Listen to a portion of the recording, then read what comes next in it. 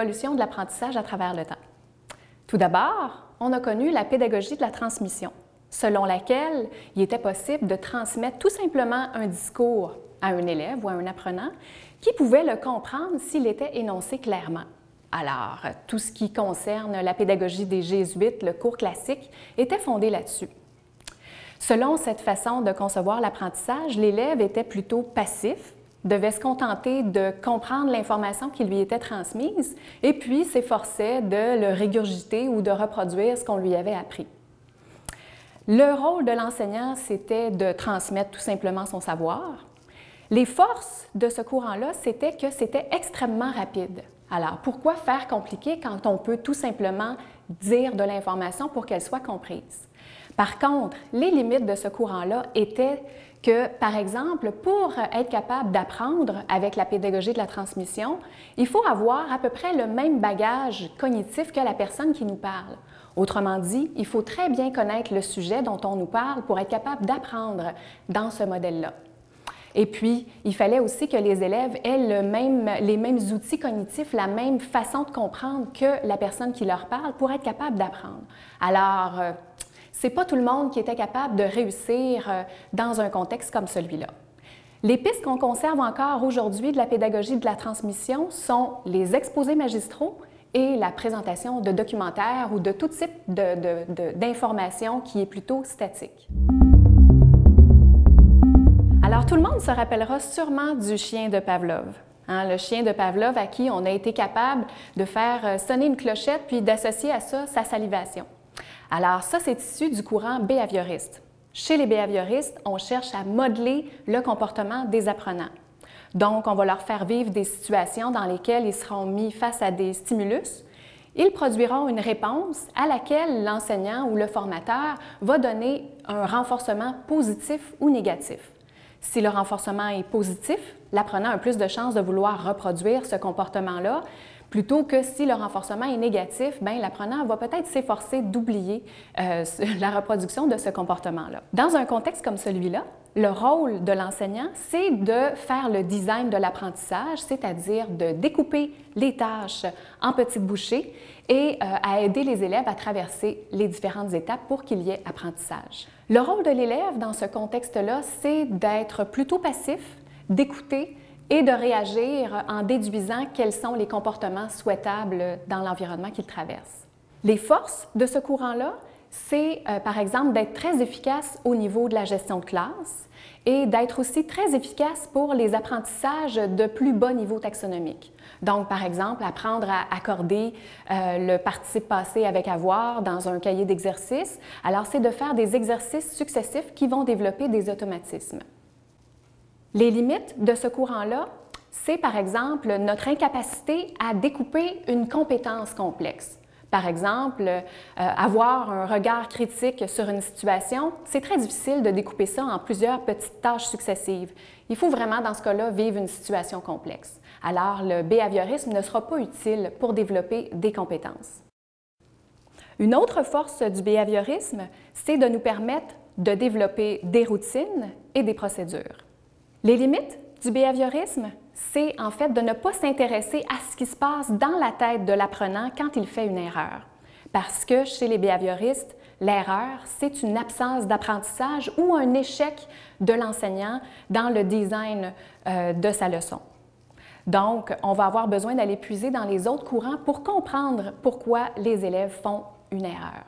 Les pistes d'intervention qu'on garde encore aujourd'hui, qui sont issues du behaviorisme, sont par exemple le découpage des tâches en sous-tâches, le fait d'annoncer clairement ses attentes en début de cours ou en début de journée au primaire.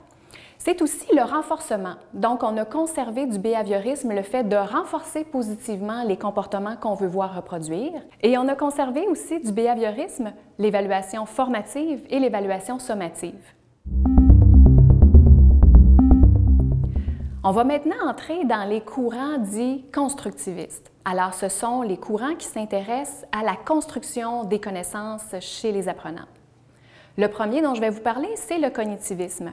Alors, on a vu que les faiblesses du behaviorisme, c'était de ne pas s'intéresser aux raisons pour lesquelles les élèves font des erreurs ou à tout ce qui se passe dans la tête de l'apprenant. Alors, les cognitivistes, eux, vont s'intéresser à ce qui se passe. Leur objet d'étude, en fait, c'est d'essayer de comprendre comment une personne peut traiter l'information, encoder l'information dans sa mémoire à long terme et y accéder dans les moments opportuns où on en a besoin. Alors, c'est eux qui vont nous expliquer le fonctionnement de la mémoire à court terme, la mémoire à long terme, et puis ils vont aussi beaucoup s'intéresser à comment les informations sont organisées dans la mémoire à long terme. C'est aussi d'après leurs travaux qu'on a construit l'ordinateur. L'ordinateur étant constitué d'un processeur qui traite l'information et aussi à une structure de fichiers qui est construite en arborescence, dans laquelle il y a de grandes catégories et des sous-catégories d'informations. Pour les cognitivistes, apprendre, c'est ajouter de la nouvelle information à des informations déjà existantes dans la mémoire à long terme. Alors, ce sont les premiers à croire que les élèves, quand ils arrivent à l'école, n'ont pas la tête vide, mais ont déjà un bagage de connaissances dont on doit tenir compte et auxquelles vont s'ajouter les nouvelles connaissances qu'on va leur apprendre. Un autre élément qui est important d'associer au cognitivisme et à tous ces grands courants constructivistes, c'est la nécessité d'avoir des connaissances antérieures. Donc, autrement dit, si on n'a pas de connaissances antérieures par rapport à un sujet quelconque ou une notion quelconque, il est impossible de traiter l'information, donc d'apprendre. Alors, on va beaucoup s'intéresser à l'existence ou non de connaissances antérieures chez les élèves avant de commencer un enseignement. Le rôle de l'enseignant dans ce modèle-là, ça va être d'aider à la construction des connaissances ou d'aider à l'organisation des connaissances.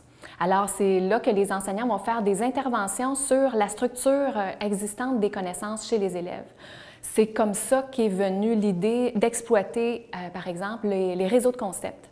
Alors, tous les logiciels qui nous permettent de créer des réseaux de concepts, ça provient du cognitivisme.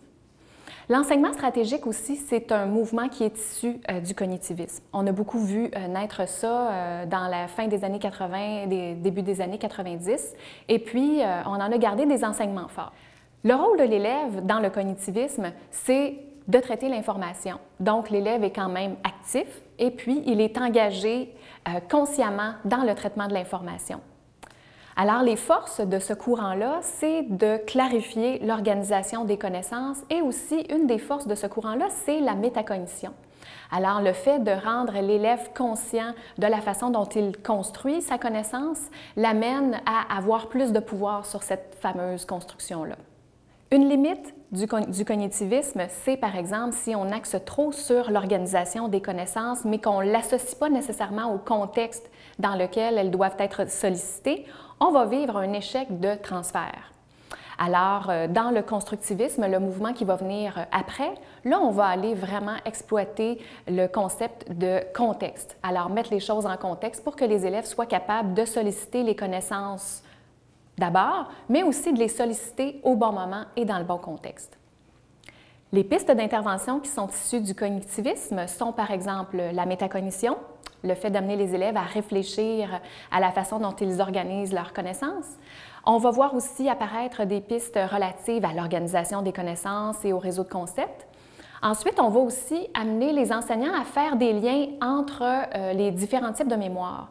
Donc, on va amener les enseignants à faire des liens entre la mémoire épisodique, les épisodes vécus par les élèves dans la vie courante, et la mémoire sémantique, les contenus plus scolaires. Alors, on va amener les élèves à faire des liens entre les événements qu'ils ont pu vivre dans leur vie et rattacher ça à des contenus scolaires. Alors, on va, dans ce cas-là, bien exploiter la force de ces deux mémoires-là. Observons maintenant le constructivisme. Je vous ramène à vos études universitaires avec Piaget qui nous enseignait que le développement cognitif était fait de stades successifs reliés plutôt à l'âge. Donc, plus on vieillit, plus on est capable d'abstraction et plus on est jeune, plus on a besoin de concret. Chez les constructivistes, l'apprentissage est une construction personnelle.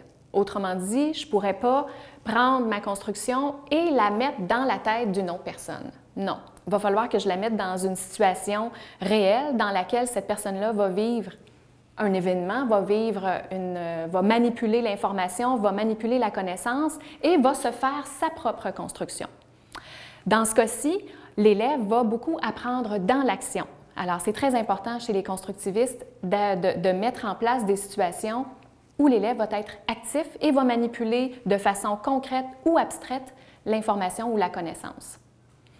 Le rôle de l'enseignant chez les constructivistes, c'est effectivement de penser à des situations qui ressemblent beaucoup à ce qu'on vit, par exemple, à ce qu'un scientifique ferait comme opération dans son vrai travail pour faire vivre ces situations-là aux élèves.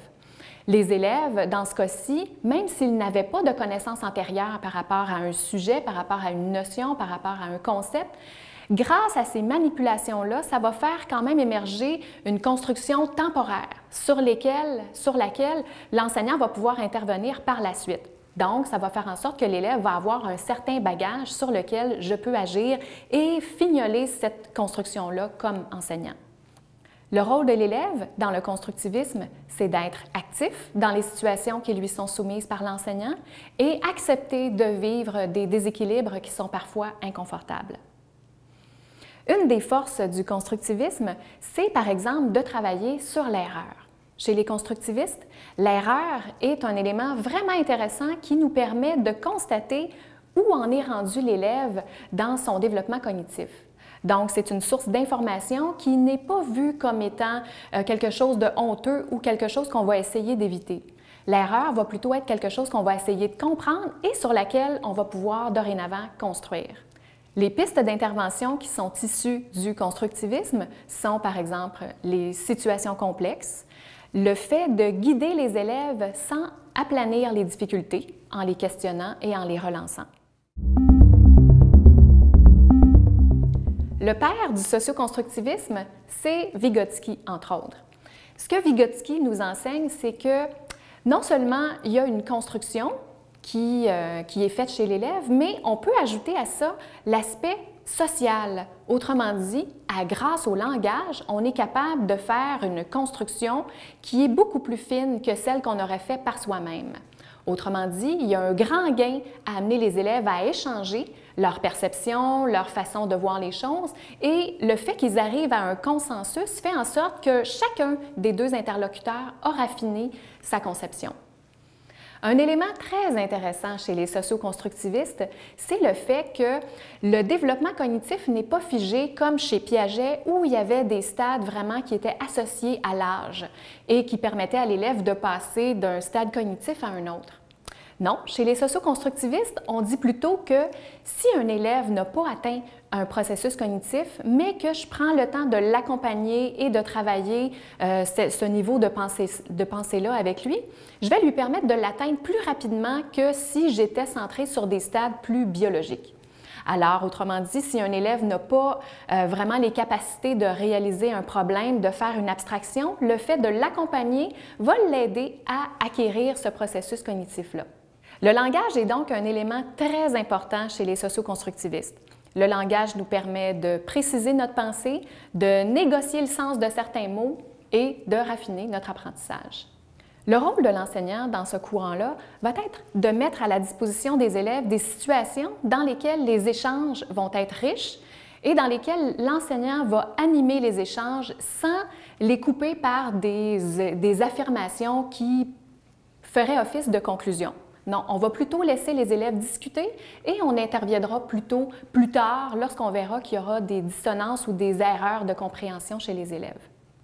L'une des forces du socioconstructivisme, c'est que l'erreur, c'est une source d'apprentissage pour tous les interlocuteurs.